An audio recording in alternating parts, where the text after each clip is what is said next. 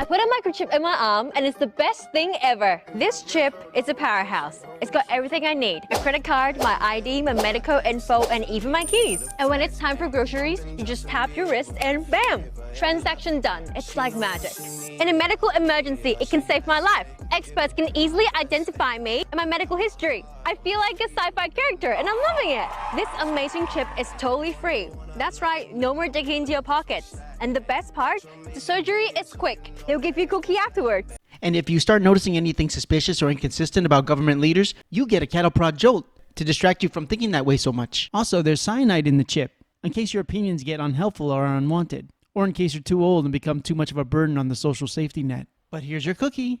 And finally, a federal report today predicted possible catastrophic warming of the Earth by the 1990s with the strong climate change. According to the climate nuts, do you realize that we've had 10 years to live for the last 45 years? Their 10 years to go warning is now having a midlife crisis. The world is coming to an end cult has been around for quite a long time. They're still going around in a clown car, only now it's an electric clown car. These lunatics are actually gluing their hands to the road. Where's a rabid raccoon when you need one, huh?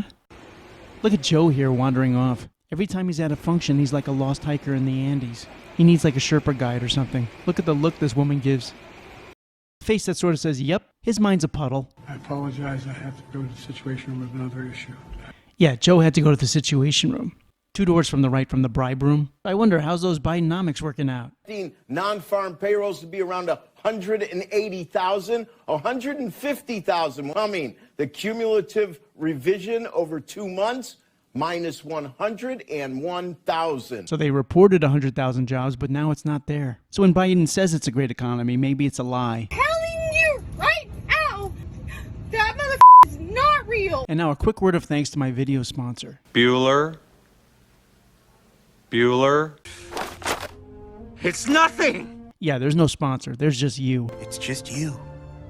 So like, share, subscribe, and hit the bell. And maybe I'll get a sponsor someday. So ladies and gentlemen, I have returned. I'm back! Where have I been? I have not been working hard at all.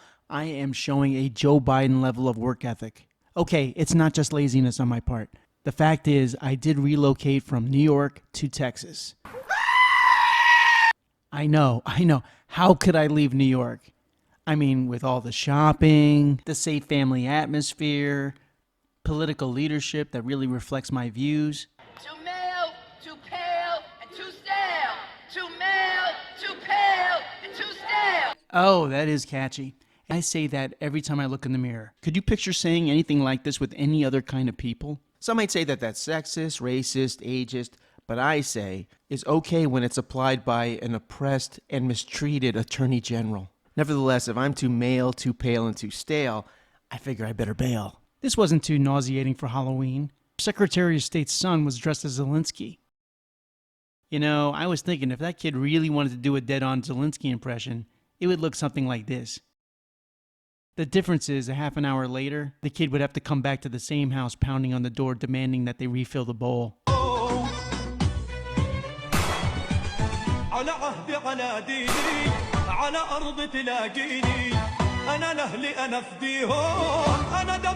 I'm gonna guess she's a Harvard professor, right? This is at Harvard, the pinnacle of intellectual exchange. Intellectual exchange and some Jew hate. How can I disrespect Harvard? They're so smart. You could run through an impressive list of things, of disasters brought about by people with very high IQs. It's kind of funny how the allegedly most intelligent people, who are supposed to debate and explore every side of an issue, all seem to come to the same conclusion and think the same thing, and they don't notice anything peculiar about that. Hard for me to disagree with William F. Buckley here. The average American is a little bit above average. And under the circumstances, I rejoice over the influence of the people over their elected leaders, since by and large I think that they show more wisdom than their leaders or than their intellectuals. I've often been quoted as saying I would rather be governed by the first 2,000 people in the Boston telephone directory than by the 2,000 people on the faculty of Harvard University. Yeah, that's nice. I don't know about you, but I love seeing patriotism in action. Only it would be nice if it was actually my country. Look at all the Palestine firsters. Good for them. Boy, they're doing a lot of chanting. They don't seem to chant about Hamas returning hostages, though. That's kind of weird. And look how they show so much respect for our monuments and heritage. It almost makes me miss the BLM riots. They're even angry at KFC. Clearly unhappy with the Colonel's signature fries. Queers for Palestine. Hey, you know what sign you won't see? Queers from Palestine. If you want to see anti-Semitism, you won't just find it here. You can really find it in the press. An old Jewish man was bludgeoned to death by a Palestinian supporter with a megaphone. But if you read the headlines from NBC, it's he hit his head. As if he, slipped. Like it was his doing or something, like he headbutted a megaphone in somebody else's hand. Oops. As a national security and terrorism prosecutor, I worked on that case. We've all watched as people have become angrier and more violent as they've heard similar conspiracy theories and QAnon lies. My name is Will Rollins, but you might remember me as Fidel Castro. QAnon lies are our biggest threat. Tell that to the transgender murderer whose manifesto just came out. No QAnon in there. Maybe we should pay more attention to what the intelligentsia is teaching our kids. And professor asks, when is it okay to kill whites? New York professor says having a white nuclear family promotes white supremacy. Professor tweets that white people should commit mass suicide. College professor says kill cops, kill all white people, and kill the straights. Maybe this is the dangerous stuff. The undeniable racism, the dehumanization, the monsterizing, promotion of violence, and grievance basking. It might lead to a lot of unhinged people. Trans people belong here. We need trans people. We love trans people. Trans people belong here. We need trans people.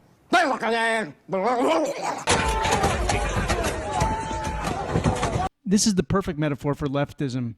A guy kicking the shit out of your car, wearing a love never fails sweatshirt. It does seem that love sometimes fails. Hey, thanks for watching. Be sure to like and subscribe and share, and I'll see you the next time.